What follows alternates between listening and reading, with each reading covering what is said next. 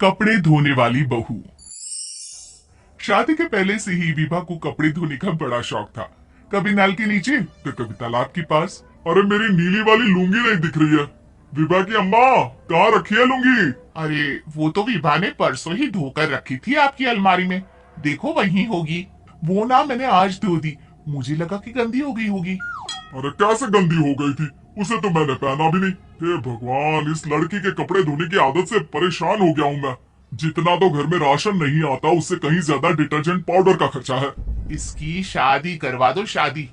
जाए अपने घर में ही करे काम, फिर चाहे घर के कपड़े धोने हो या पूरे गांव की। हाँ ठीक बोल रही हो, देखता हूँ मैं कोई लड़का। वो दिन भी आ जाता है जब विभा को देखने लड़के वाले आ जाते हैं। लड़की मुझे अच्छी लगी।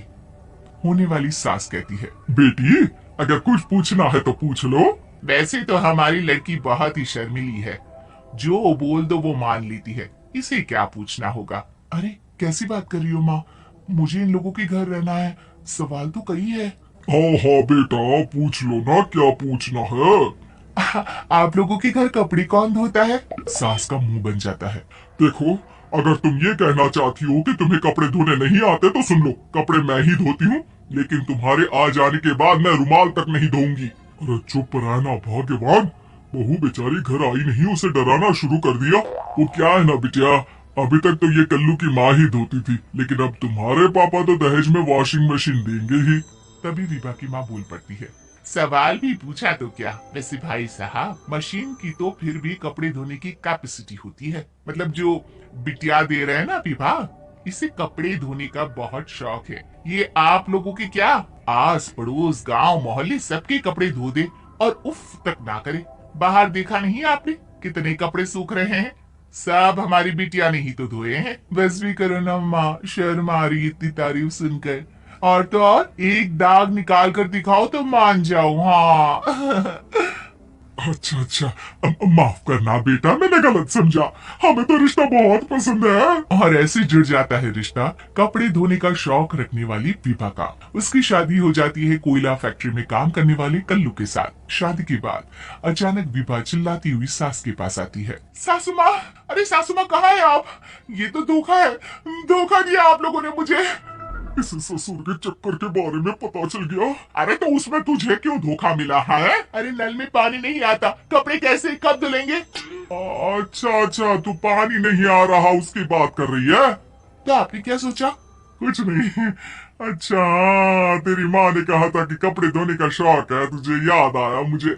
शौक शौक बोलकर कपड़े धोने वाले मेरे जुनून को कम ना आके सासू माँ, कपड़ा धोना मेरा गुरूर है।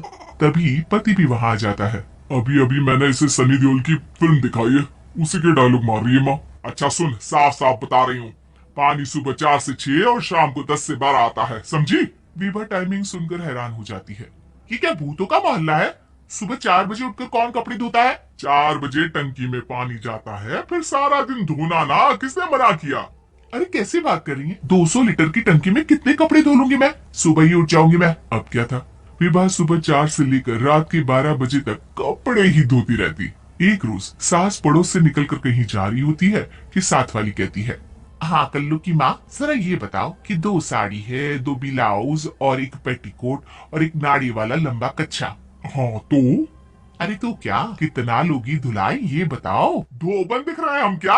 हमारे पति सरकारी नौकरी से अभी अभी रिटायर हुए हैं और बेटा सुपरवाइजर है कोयला फैक्ट्री में। धोबन समझ रखा है हमें?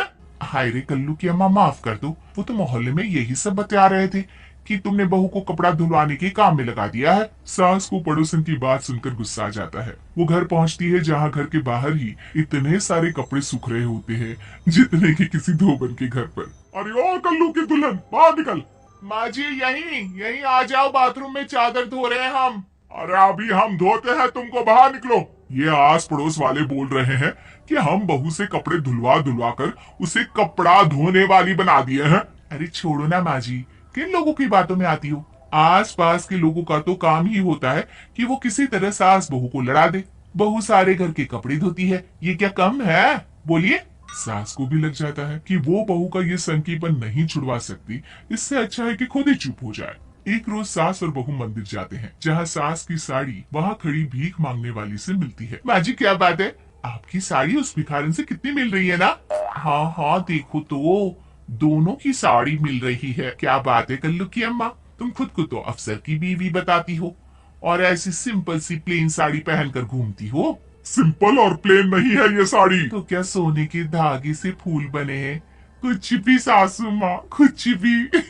हाँ, बने थे इस साड़ी में सोने के धागे से फूल। मेरे पति लेकर आए थे मद्रास से स्पेशली मेरे लिए 10,000 की।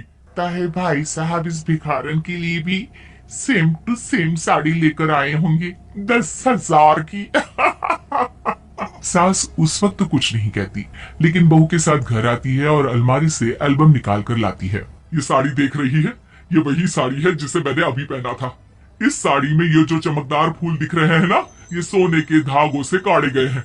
लेकिन तू लोकल वॉशिंग मशीन ब्रश से घिस घिस कर सारे फूलों को निकाल कर साड़ी प्लेन कर दी।